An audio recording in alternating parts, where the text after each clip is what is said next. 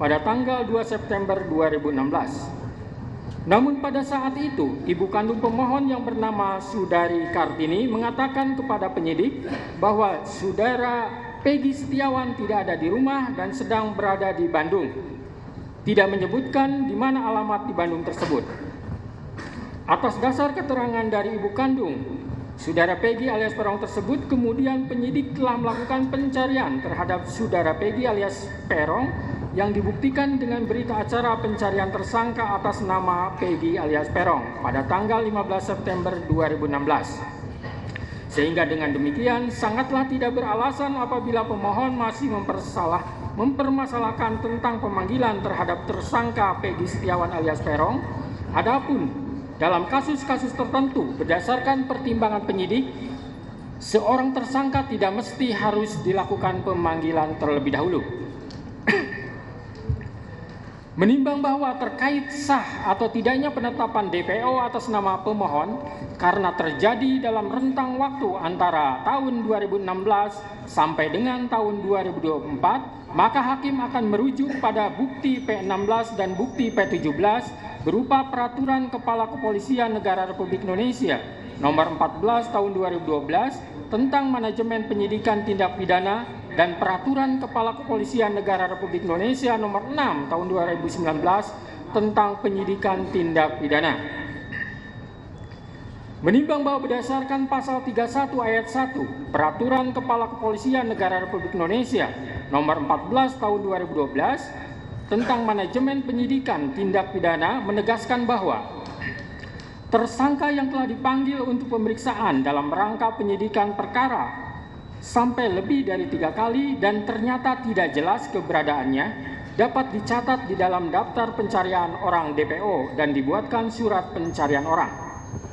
Menimbang bahwa selanjutnya berdasarkan Peraturan Kepala Kepolisian Negara Republik Indonesia Nomor 6 Tahun 2019 tentang Penyidikan Tindak Pidana, pasal 17 menegaskan bahwa tersangka yang telah dipanggil untuk pemeriksaan guna penyidikan perkara dan tidak jelas keberadaannya dicatat di dalam daftar pencarian orang DPO dan dibuatkan surat pencarian orang.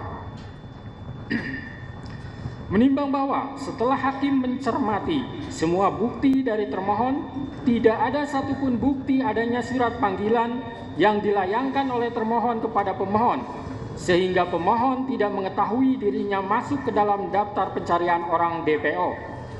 Termohon hanya mendatangi rumah pemohon dan bertanya kepada ibu kandung pemohon yang bernama Sudari Kartini yang mengatakan kepada penyidik bahwa Peggy Setiawan tidak ada di rumah dan sedang berada di Bandung tanpa membawa surat panggilan untuk disampaikan kepada pemohon. Menimbang bahwa hakim tidak sependapat dengan dalil dari termohon yang mengatakan tidak perlu pemanggilan terhadap pemohon karena menurut hakim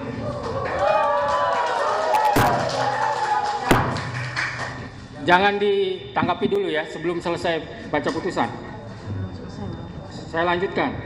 Menimbang bahwa hakim tidak sependapat dengan dalil dari termohon yang mengatakan tidak perlu pemanggilan terhadap pemohon karena menurut hakim pemohon dan keluarganya berhak mengetahui bahwa dirinya masuk ke dalam daftar pencarian orang DPO guna pembelaan diri. Terlebih lagi kewajiban harus adanya pemanggilan tersebut secara nyata dan tegas telah diatur dalam Peraturan Kepala Kepolisian Negara Republik Indonesia Nomor 14 Tahun 2012 tentang Manajemen Penyidikan Tindak Pidana dan Peraturan Kepala Kepolisian Negara Republik Indonesia Nomor 6 Tahun 2019 tentang Penyidikan Tindak Pidana.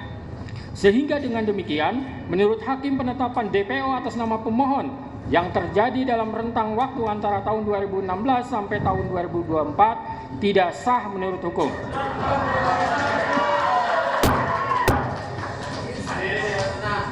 Tahan dulu.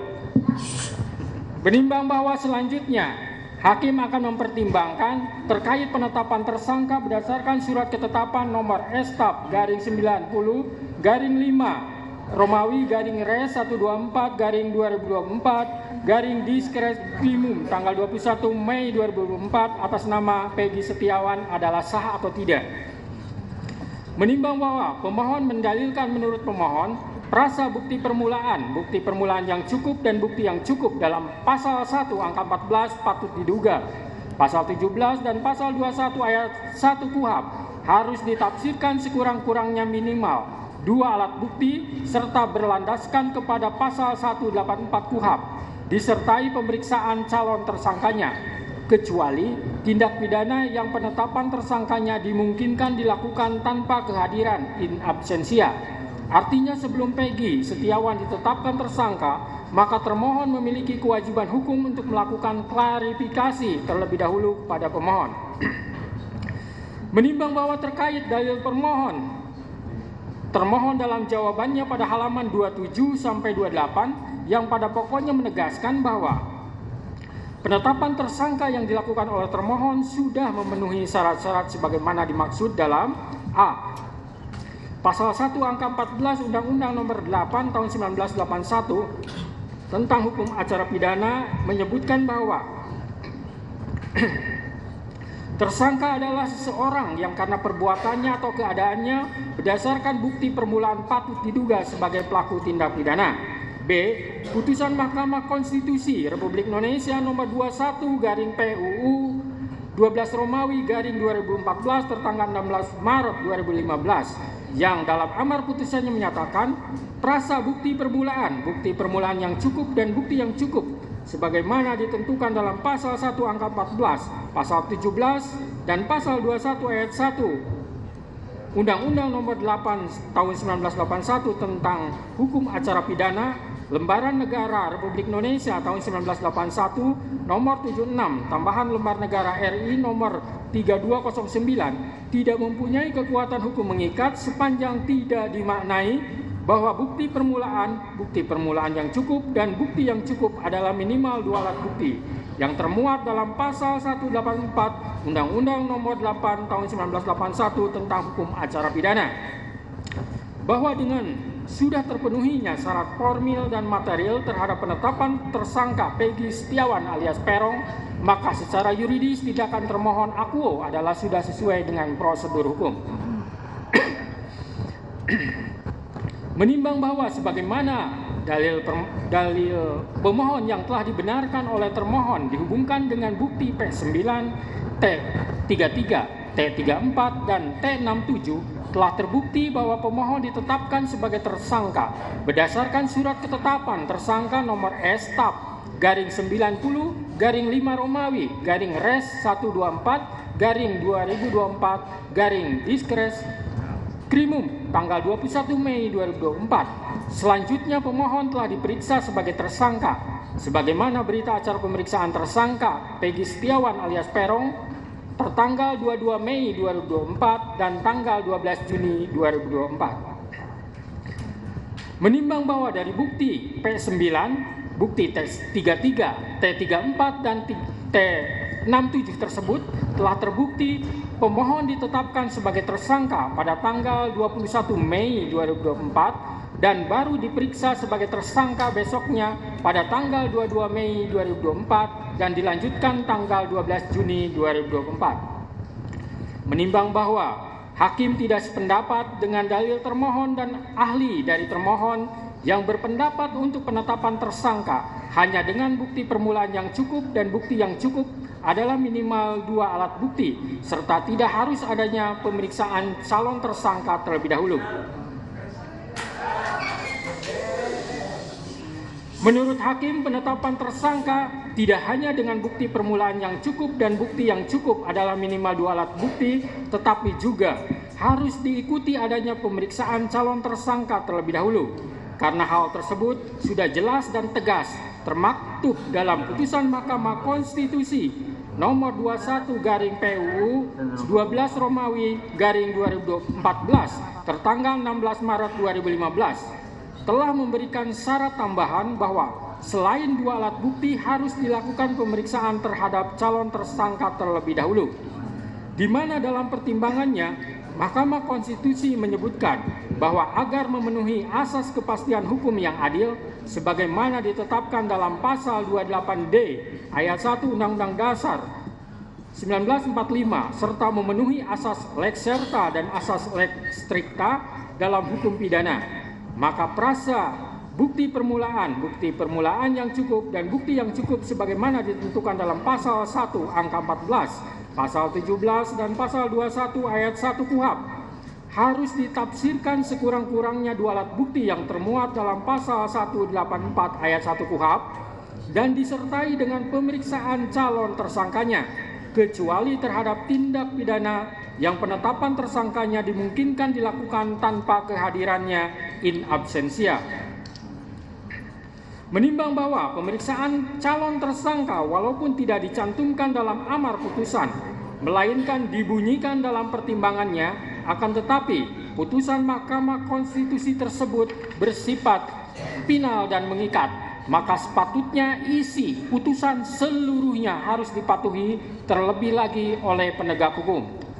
Menimbang bahwa keharusan adanya pemeriksaan calon tersangka di samping minimum dua alat bukti tersebut semata-mata bertujuan untuk memberikan transparansi dan perlindungan hak asasi seseorang agar sebelum ditetapkan sebagai tersangka sudah dapat memberikan keterangan yang seimbang dengan minimum dua alat bukti yang sah yang telah ditemukan oleh penyidik.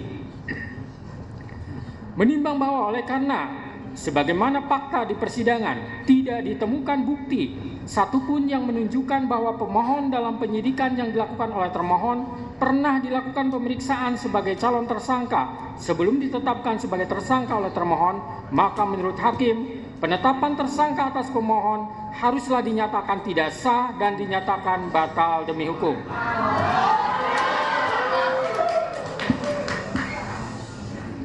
Menimbang bahwa berdasarkan pertimbangan di atas, maka alasan-alasan permohonan pra-peradilan yang diajukan oleh pemohon haruslah dinyatakan beralasan menurut hukum dan patut dikabulkan. Menimbang bahwa oleh karena penetapan pemohon sebagai tersangka didasarkan pada penyidikan yang tidak sah, maka seluruh tindakan termohon terhadap pemohon menjadi tidak sah.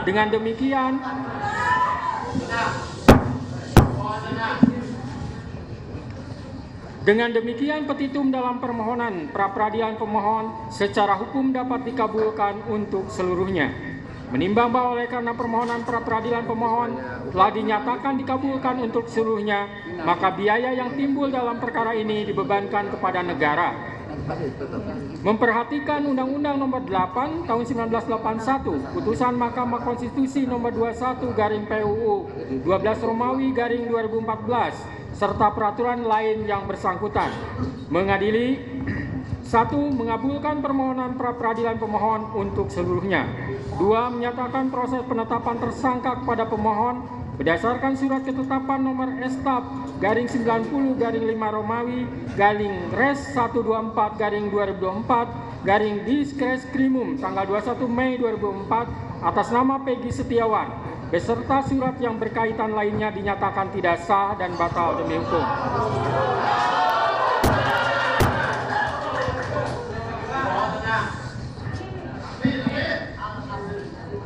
3. Menyatakan tindakan termohon menetapkan pemohon sebagai tersangka dugaan tindak pidana perlindungan anak dan atau pembunuhan berencana dan atau pembunuhan sebagaimana dimaksud dalam pasal 80 ayat 1 junto pasal 81 ayat 1 Undang-Undang RI Nomor 35 Tahun 2014 tentang perubahan atas Undang-Undang RI Nomor 23 Tahun 2022 tentang perlindungan anak dan atau pasal 340 dan pasal 338 junto pasal 55 ayat 1 KUHP oleh Polri Daerah Jawa Barat Direktorat Reserse Kriminal Umum termohon adalah tidak sah dan tidak berdasarkan atas hukum.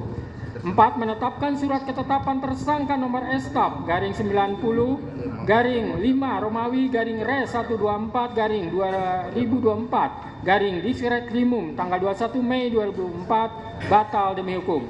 5. Menyatakan tidak sah segala keputusan dan atau penetapan yang dikeluarkan lebih lanjut oleh termohon yang berkenaan dengan penetapan tersangka atas diri pemohon oleh termohon.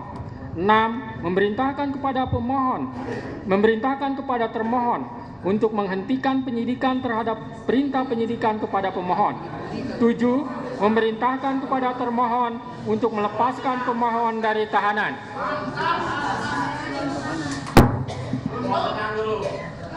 8. Memulihkan hak pemohon dalam kemampuan, kedudukan, dan harkat serta martabatnya seperti sedia kala dan 9 membebankan biaya perkara kepada negara.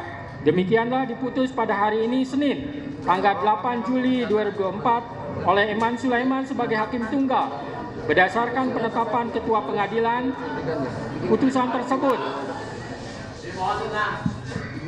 putusan tersebut diucapkan dalam persidangan yang terbuka untuk umum pada hari ini oleh hakim tersebut dengan dibantu oleh Muhammad Al-Atta sebagai panitera pengganti pada PN Bandung dengan dihadiri oleh kuasa pemohon dan kuasa termohon. Demikian putusan sudah dijatuhkan. Intinya permohonan pra peradilan dari pemohon dikabulkan.